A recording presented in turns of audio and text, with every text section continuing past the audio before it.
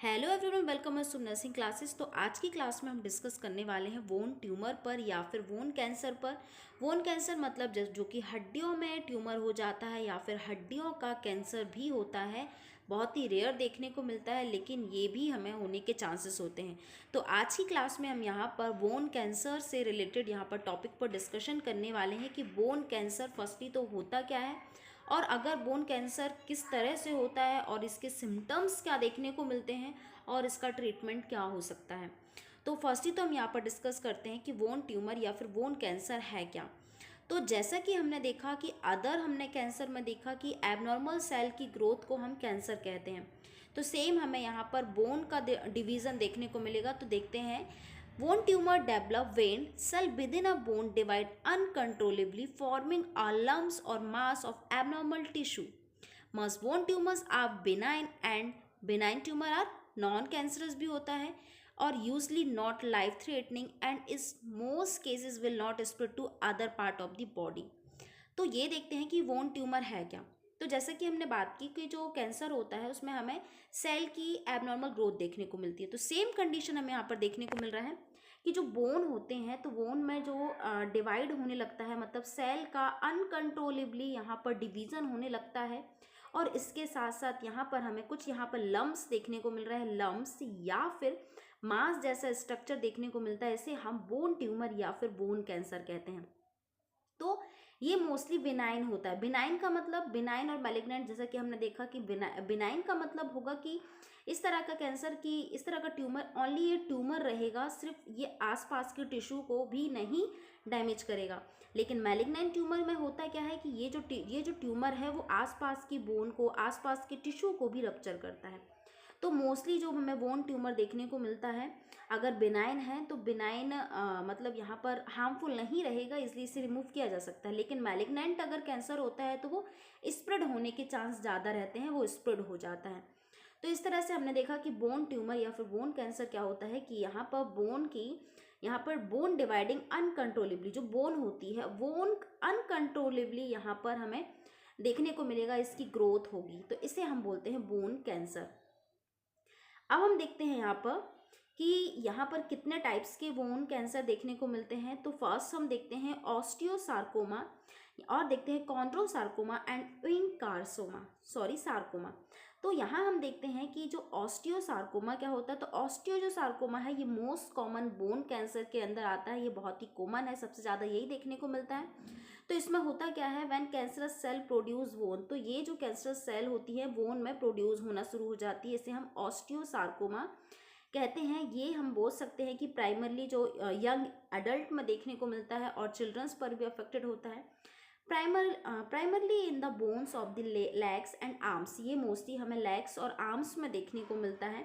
और in rare cases it can also arise outside to bone, ये बहुत ही कम देखने को मिलता है जो कि हमें आउटसाइड में देखने को मिले। अदरवाइज ये लेग्स और आर्म मतलब हाथ और पैर के जो हमें हड्डियां होती हैं वहाँ पर हमें ऑस्टियोसार्कोमा देखने को मिलता है। नेक्स्ट हम बात करते हैं कॉन्ड्रोसार्कोमा। तो कॉन्ड्रोसार्कोमा ये सेकंड मोस्ट कॉमन टाइप होता है। Chondrosarcoma involve cancerous cell that produce cartilages. तो ये जो हमारे कॉन्ड्रोसार्कोमा जो कैंसर है वो हमें कार्टिलेजेस में देखने को मिलता है, तो इसे हमने बोला है कॉन्ड्रोसार्कोमा। जैसे कि हमने देखा ऑस्टियो सार्कोमा ये बोन में प्रोड्यूस हो रहा था, और यहाँ हम देख रहे हैं कि ये कार्टिलेज में प्रोड्यूस हो रहा है। जो कैंसरस सेल है या फिर जो सेल का डिवीज़न है, एबनॉर्मल सेल का डिवीज़न, बोन का डिवाइडेशन हमें देखने को मिल रहा है कार्टिलेजेस में, इसे हमने कॉन्ड्रोसार्कोमा बोला है। ये मोस्टली हमें देखने को मिलता है पेल्विक्स एरिया में, पेल्विस एरिया होता है लेग वाला एरिया, या फिर आर्म्स में देखने को मिलता है। और ये middle age and older age में सबसे ज़्यादा देखने को मिलता है, मतलब ओल्डर एज या फिर यंग एज में ये देखने को मिलता है कॉन्ड्रोसार्कोमा।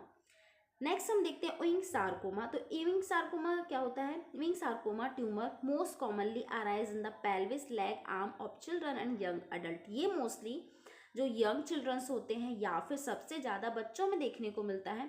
आप इस तरह से देख पा रहे हैं। और ये भी जो हमारी जो बोन होती है, पेल्विक जो बोन होती है या फिर लेग और आर्म्स की जो बोन होती है, वहाँ पर देखने वाला ये ट्यूमर होता है। ये बहुत रेयर देखने को मिलता है। अब हम देखते हैं कि स्टेजेस, जैसे कि हमने हर कैंसर के टाइप में देखा कि सभी के स्टेजेस अलग अलग थे। तो वैसे ही हमने first stage, second stage, third stage और फोर्थ स्टेज में डिवाइड किया है।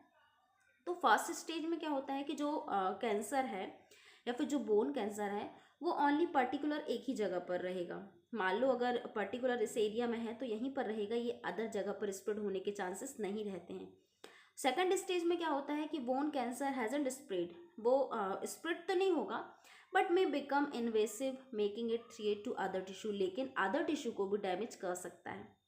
थर्ड स्टेज में हम यहाँ पर देखते हैं कि जो बोन कैंसर है हैज स्प्रेड टू वन और अदर एरिया या फिर more area of the bone and it invasive. ये जो हमारे थर्ड स्टेज में होता है क्या है, अगर वोन ट्यूमर है, वोन ट्यूमर मान लो, तो वो वोन ट्यूमर आसपास के टिश्यू को भी डैमेज करना शुरू कर देता है। ये थर्ड स्टेज में हो जाता है। जो अगर यहाँ पर है तो उसके आसपास के जो टिश्यू है, आसपास के बोन है, वहाँ पर भी अफेक्टेड होने लगेगा। नेक्स्ट हम फोर्थ स्टेज की बात करते हैं। तो फोर्थ स्टेज में बोन कैंसर है स्प्रेड टू अदर टिश्यू, मतलब surrounding tissue and bone and other organ such as your lungs and brain. Fourth stage में होता क्या है, आसपास के टिश्यू को तो अफेक्ट कर ही रहा है। मान लो आसपास के बोन कैंसर है, आसपास के टिश्यू को अफेक्ट कर रहा है, लेकिन साथ साथ अदर टिश्यू के साथ साथ अदर ऑर्गन या फिर लंग्स और ब्रेन पर भी अफेक्ट करता है। मतलब पूरी तरह से बोल सकते हैं कि फोर्थ स्टेज में पूरी तरह से अदर ऑर्गन्स तक भी बोन कैंसर फैल चुका है। तो ये हमारे स्टेजेस हो जाते हैं, 4 स्टेजेस। अब देखते हैं कि कारण क्या क्या होता है बोन कैंसर के।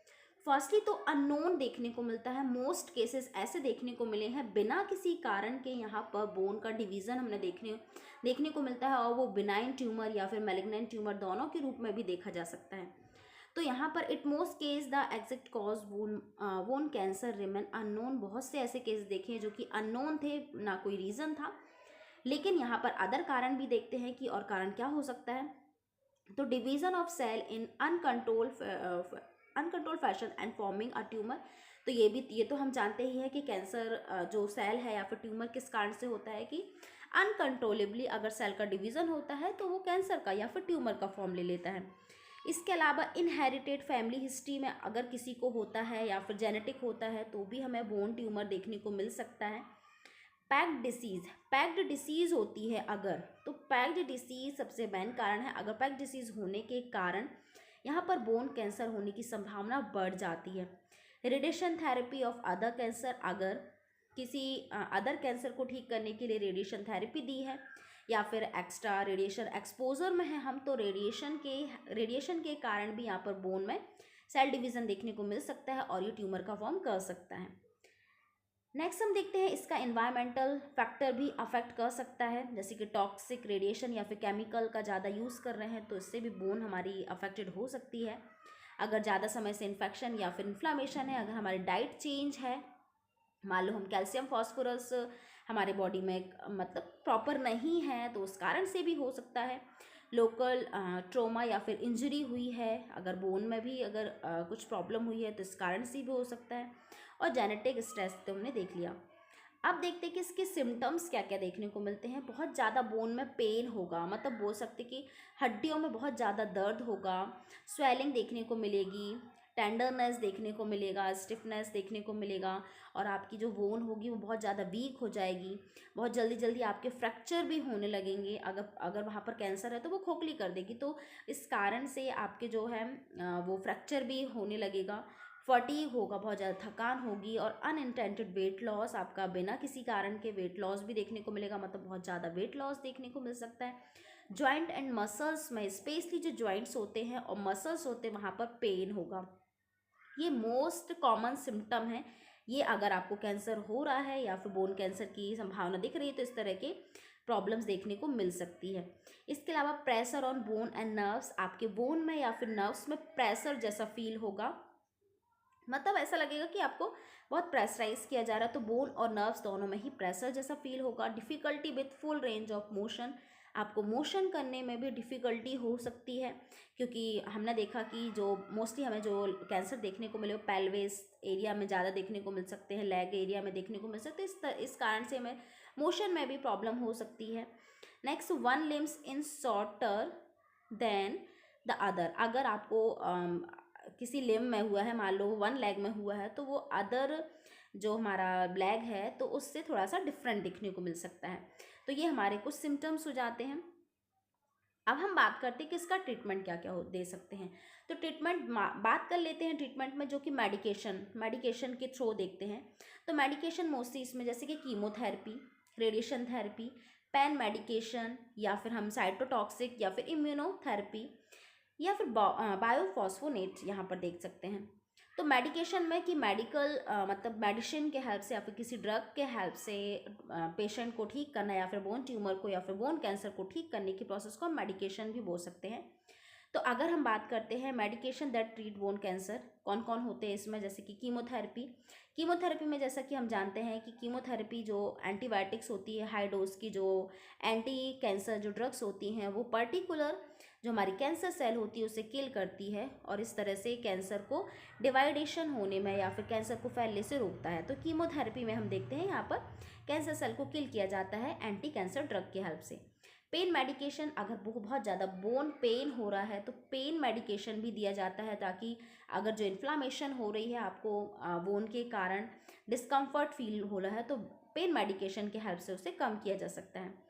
बायोफॉस्फोनेट, अब बायोफॉस्फोनेट यहाँ पर क्यों आया कि अगर ये हमारे बोन जो लॉस हो रहा है, बोन मतलब कैल्शियम की कमी से या फॉस्फेट की कमी से बोन जो लॉस हो रही है, तो यहाँ पर biophosphonate to help prevent bone loss and protect bone structure. तो ये बोन जो लॉस हो रहा है उसे बचाती है, और जो बोन का स्ट्रक्चर है उसे भी प्रोटेक्ट करके रखती है। तो जो हम देखते हैं बायोफॉस्फोनेट भी एक मेडिकेशन के अंदर आ जाता है। साइटोटॉक्सिक ड्रग भी कीमोथेरेपी के जैसे ही होगी, लेकिन यहाँ पर जो भी हमारे कैंसरस सेल है उसको उसकी ग्रोथ को इनहिबिट किया जाता है या फिर मतलब स्टॉप किया जाता है। इम्यूनोथेरेपी ड्रग भी दी जाती है। इम्यूनोथेरेपी ड्रग का काम है encourage the body immune system in kill cancer cell. तो ये हमारी इम्यूनिटी को बढ़ावा देता है, मतलब इम्यूनिटी को बढ़ाता है, हमारी इम्यूनिटी को बूस्ट करता है, जो कि कैंसर सेल को किल करने में हेल्पफुल होती है। अब यहाँ पर बात करते हैं सर्जरी। अब सर्जरी अगर मान लो कि कीमोथेरेपी या फिर रेडिएशन थेरेपी से पॉसिबल नहीं है उस कैंसर सेल को हटाना या फिर बोन कैंसर को ठीक करना, तो उस टाइम पर डॉक्टर सजेस्ट करता है सर्जरी के लिए। तो उस टाइम पर जो रिमूव ट्यूमर और अफेक्टेड टिश्यूज़, तो जो हमारे ट्यूमर होते हैं या फिर अफेक्टेड टिश्यूज़ होते हैं उनको रिमूव कर दिया जाता है। इसके अलावा हम यहाँ पर देखते हैं extensive bone damage in the arms and और लेग एम्पुटेशन में बी नीडेड। कभी कभी अगर बोन बहुत ज़्यादा ख़राब हो गई है या फिर वन साइड अगर उसका ट्यूमर से भी कुछ भी इलाज नहीं हो रहा है, तो अगर पूरे में इन्फेक्शन फैल रहा है, तो उस कंडीशन में एम्पुटेशन भी कर दिया जाता है। तो सर्जरी के साथ साथ अगर सर्जरी हो रही है, तो अगर सर्जरी प्रॉपर, जैसे कि मान लो एक नीचे का जो लेग वाला एरिया है, अगर वहाँ पर उस ट्यूमर के कारण वो लेग पूरा ही ख़राब हो चुका है, वहाँ की सारी बोन्स ख़राब हो गई हैं, तो उस कंडीशन में लेग का मतलब एम्पुटेशन कर दिया जाता है, उस सारे पोर्शन को ही अलग कर दिया जाता है, तो उसे हम एम्पुटेशन बोलते हैं। Next radiation therapy. तो रेडिएशन थेरेपी में भी जो डॉक्टर रिकमेंडेड करता है radiation therapy to kill the cancer cell. इसका भी काम होता है हाई जो रेडिएशन की जो रेस होती हैं वो कैंसर सेल को किल करने में हेल्पफुल होती है। रेडिएशन में not be use to not enough to the tumour can be removed through surgery. अगर रेडिएशन से भी प्रॉपर ट्यूमर नहीं अलग हो रहा है, कैंसर सेल प्रॉपर नहीं हो रही है, सिर्फ रेडिएशन थेरेपी ही नहीं इनफ होगी, अगर प्रॉपर नहीं हो पा रहा है तो सर्जरी बेस्ट ऑप्शन होता है। तो सर्जरी के थ्रू उसे रिमूव कर दिया जाता है जो भी ट्यूमर है या फिर जो भी कैंसर सेल है। अब कॉम्प्लीमेंट्री थेरेपी की बात करते हैं। कॉम्प्लीमेंट्री थेरेपी जैसे कि कीमोथेरेपी, सर्जरी के अलावा जो अदर थेरेपी होती है, जैसे कि मान लो कीमोथेरेपी, रेडिएशन थेरेपी या फिर सर्जरी के कारण अदर जो हमें हार्म पहुंचा है, अदर जो हमारे शरीर को हानि पहुंची है, तो अब उसके लिए उसे प्रॉपर ठीक करने के लिए कॉम्प्लीमेंट्री थेरेपी दी जाती है। जैसे कि हम बात करते हैं एडिशनल, हम इसे मेडिकेशन भी बोल सकते हैं, एडिशनल थेरेपी भी हम बोल सकते हैं कि यहाँ पर हर्बल ट्रीटमेंट के नाम से भी हम बोल सकते हैं कि यहाँ पर क्या क्या दिया जा सकता है। जैसे कि हम यहाँ पर देखते हैं कॉम्प्लीमेंट्री थेरेपी में help provide relief from symptom and improve your quality of life and wellbeing. तो जो हमारे सिम्टम्स होते हैं जैसे कि वीकनेस हो रहा है, फटीग हो रहा है, स्ट्रेस हो रहा है, तो अगर इस तरह की कंडीशन हो रही है, जो सिम्टम्स होते हैं उसे रिलीफ करने के लिए कॉम्प्लीमेंट्री थेरेपी दी जाती है। अब इसके अलावा इसके मतलब कॉम्प्लीमेंट्री फीडिंग में क्या क्या दे सकते हैं कॉम्प्लीमेंट्री थेरेपी में, जैसे कि मेडिकेशन हो गया। मेडिकेशन की बात करते हैं कि अब मेडिकेशन से स्ट्रेस को दूर किया जा सकता है, कई चीज़ों को यहाँ पर मेडिकेशन हेल्पफुल होती है। योगा भी हमें कॉम्प्लीमेंट्री थेरेपी में दे सकते हैं। इसके अलावा एरोमा थेरेपी से भी हमारी बॉडी रिलैक्स होती है, हमारे बॉडी को रिलैक्सेशन फील होता है, हमारे स्किन टोन, इसके अलावा जो हमारे अदर जो मसल्स प्रॉब्लम होती है या फिर बोन प्रॉब्लम होती है वो भी ठीक होती है। तो यहाँ पर हम दे सकते हैं एरोमा थेरेपी भी हम दे सकते हैं, जो कि किसी इसेंशियल ऑयल का यूज़ करके मतलब बोल सकते हैं कि किसी जड़ी बूटियों का यूज़ करके, कुछ ऐसे एडिशनल चीज़ों का यूज़ करके हमारे बॉडी को रिलीफ दिया जा सकता है। मसाज के हेल्प से रिलीफ दिया जा सकता है, या फिर हम बोल सकते हैं स्किन से रिलेटेड। तो एरोमा थेरेपी भी हम यहाँ पर दे सकते हैं। तो ये हमारे कॉम्प्लीमेंट्री थेरेपी के अंदर आ जाता है कि कीमोथेरेपी, रेडिएशन थेरेपी के अलावा यहाँ पर जो थेरेपी दी जा रही है या फिर जो ट्रीटमेंट दिया जा रहा है उसे कॉम्प्लीमेंट्री थेरेपी या फिर कॉम्प्लीमेंट्री ट्रीटमेंट दिया जा रहा है। जैसे कि हमने देखा कि देखो, कीमोथेरेपी और रेडिएशन थेरेपी से ओनली कैंसर सेल ही किल होगी, लेकिन वीकनेस कहाँ से जाएगी? वीकनेस आ गई है, फटीग बहुत ज़्यादा है, तो उसको भी तो ठीक करना होगा। तो उसके लिए कॉम्प्लीमेंट्री थेरेपी दी जाती है कि आपकी जो अदर प्रॉब्लम, जो आपके शरीर को अदर जो लॉस हुआ है उससे वो चीज़ ठीक की जा सके। तो इस तरह से हमारा ये बोन कैंसर या फिर बोन ट्यूमर वाला टॉपिक कंप्लीट होता है। तो आई होप कि आपको इस क्लास के हेल्प से बोन ट्यूमर या फिर बोन कैंसर से रिलेटेड इन्फॉर्मेशन मिली होगी। So thank you so much for watching my videos.